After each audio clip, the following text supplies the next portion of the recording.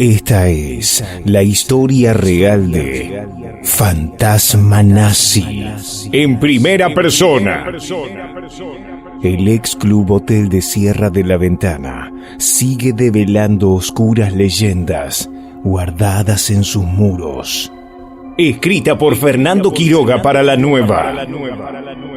La agilidad en el andar entre los pastizales y las raíces monstruosas de los árboles es una de las particularidades más notables de don Alfonso Leishman, quien a sus 85 años y tras su copiosa barba persiste en caminar a mi lado hacia las ruinas del Club Hotel de Sierra de la Ventana para señalarme puntualmente el lugar de una abominable aparición de la que fue testigo en su niñez. Ante nuestros ojos, finalmente, el gigantesco esqueleto.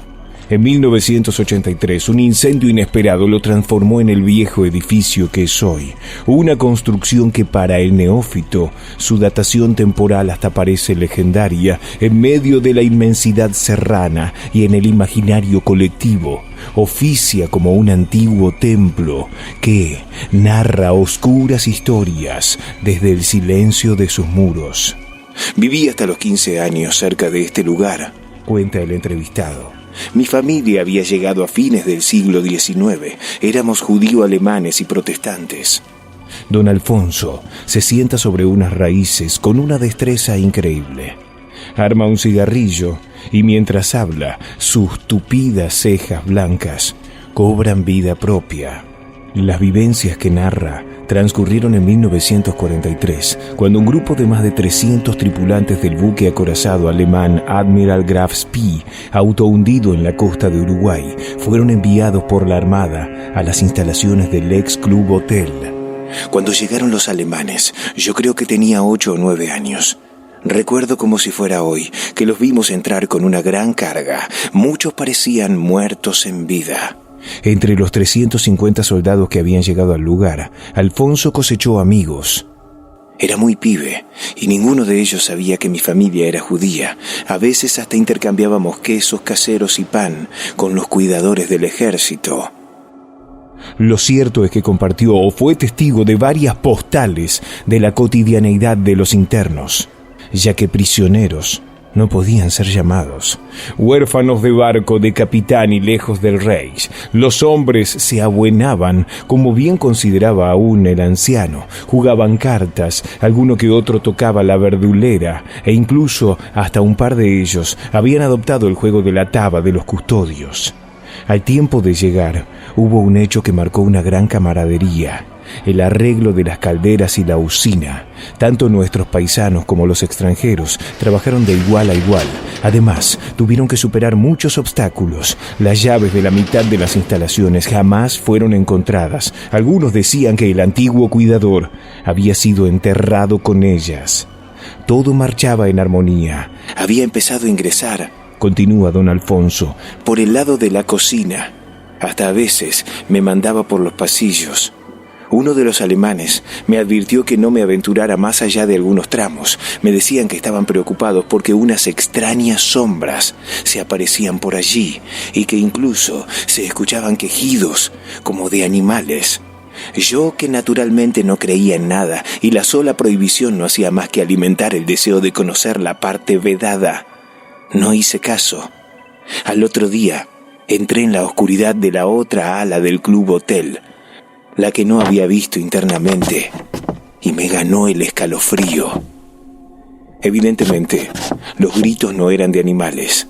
Un maquinista de la vieja nave, cuyo nombre me dijeron era Franz, agonizaba con la mitad del cuerpo lleno de ulceraciones y quemado en carne viva. A veces entraba y lo miraba desde lejos. Hasta en una oportunidad ayudé a llevarle agua y renovar su escupidera.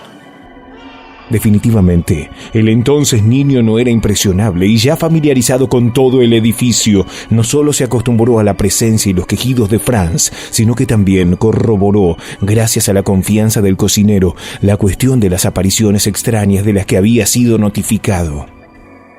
Hasta ese momento, yo jamás había escuchado la palabra fantasma.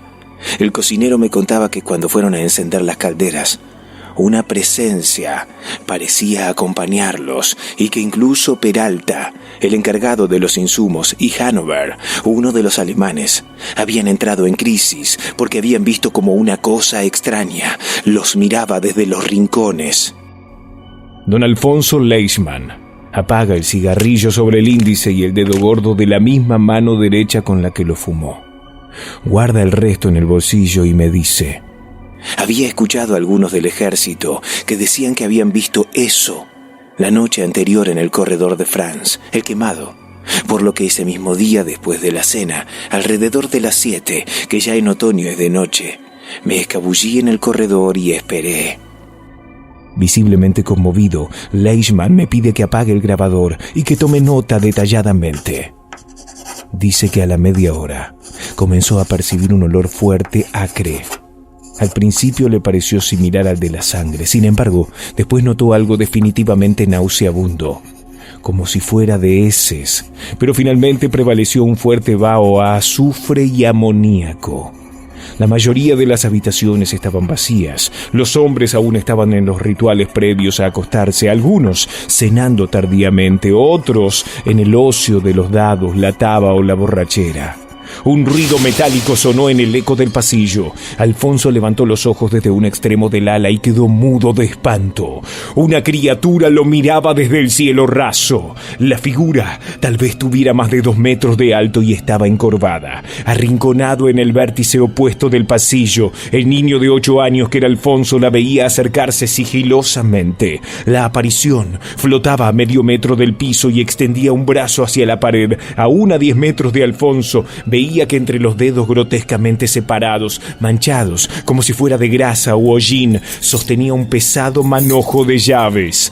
Raspaba con los metales enmohecidos la pared por encima de las puertas de las habitaciones y al hacerlo emitía un quejido agudo, tal vez un llanto.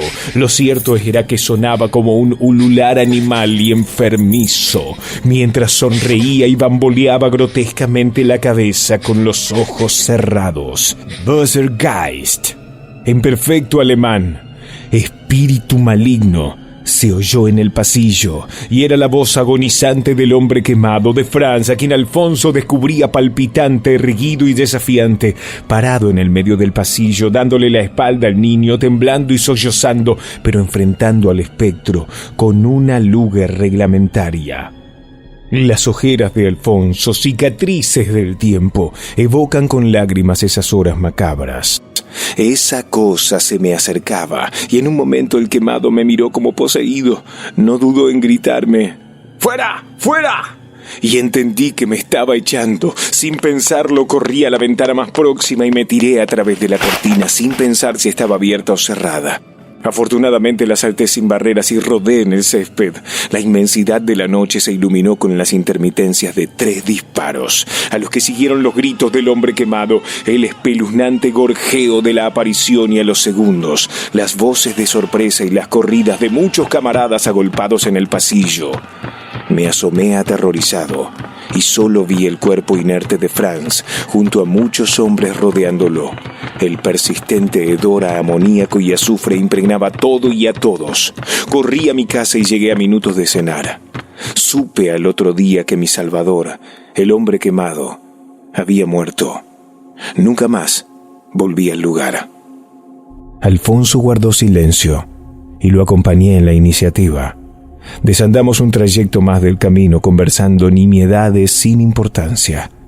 Volvió la vista hacia atrás y luego cortésmente se despidió, agradeciéndome muy educadamente por la oportunidad de contar su historia. Se repuso rápidamente. La compostura había aparentemente triunfado sobre la emoción. Insistí que el agradecido era yo. Sonrió con tristeza y me indicó con un profuso ademán que ambos entendimos, en silencio, que volvería solo al auto. Lo vi perderse entre las raíces monstruosas. Juraría que al volver a mirar hacia las ruinas desnudas, antes de hacer unas últimas anotaciones para la redacción de la nota, infinidad de rostros vacíos y entre ellos uno deforme y de mirada triste, me devolvieron muecas de dolor desde la abertura más cercana. Esta historia es real.